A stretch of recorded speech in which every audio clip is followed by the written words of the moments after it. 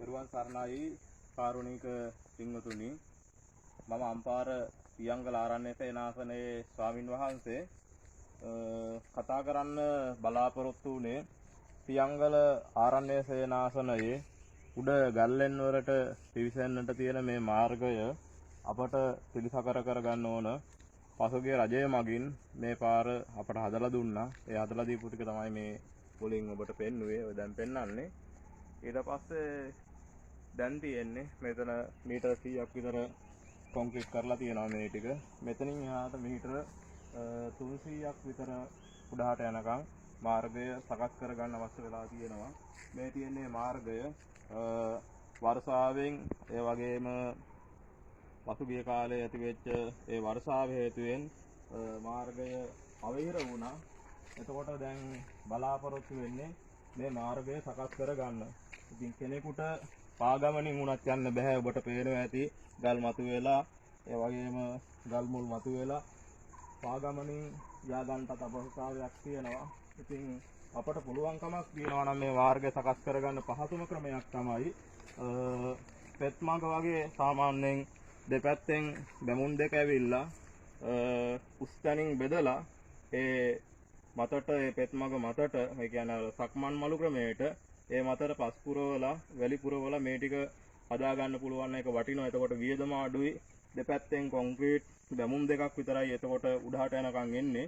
ඒ බැමුම් දෙක මැදට පස් පුරවලා වැලි පුරවලා ඉදලකින් අතු ගා ගන්න පුළුවන් විදියට හදා ගන්න පුළුවන් නම් ගොඩාක් වටිනවා. ඉතින් ඒකට විශේෂයෙන්ම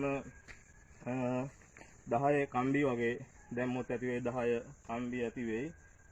ඊට පස්සේ සිමෙන්ති මැටල් වගේ දේවල් අවශ්‍යයි. අපට සාමාන්‍යයෙන් සිවිල් ආරක්ෂක බලකායේ හරහා ශ්‍රමය ලබා ගන්න පුළුවන්. අපට දිගටම වැඩ කර ගන්න පුළුවන් ද්‍රව්‍ය ටික තියෙනවා නම්. ඉතින් මාර්ගයේ උඩහට යනකම් අබලන් තත්ත්වයෙන් තියෙනවා. ඔබට පේනවා ඇති මේ හරිය දැන් ගොඩාක්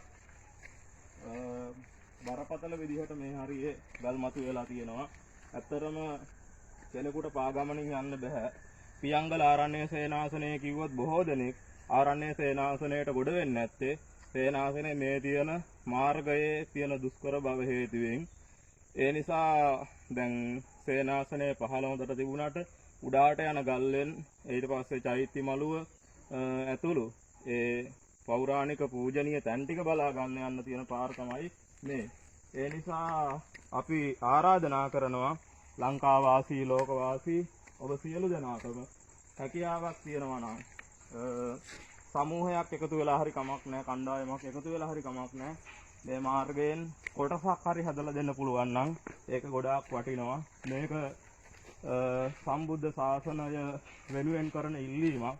ඉතින් ඔබට පේනවා ඇති මේ තියෙන්නේ මේ මාර්ගය. දැන් මේ ගල් මතු වෙලා මෙතනින් අපි తాවකාලිකව කොන්ක්‍රීට් දාලා මේ වාහනයකට යන්න පුළුවන් විදිහට උඩට බඩු ටික මොනවා හරි අද ගන්න පුළුවන් විදිහට අපි පහුගිය කාලේ හැදුවා. නමුත් ඔබට මතක ඇති පහුගිය කාලේ දින 3ක් අම්පාරට වැස්ස හේතුවෙන් වර්ෂාව හේතුවෙන් කුඹුරු හිටන් මිනිසුන්ගේ යට වුණා. ඉතින් ඒ තත්ත්වයේ හේතුවෙන් එදා ඒ වැහි 3ට තමයි මේ ටික කවදාවත් නැතුව මේ ගල් බේරෙන්න තත්ත්වයටමපත් උනේ.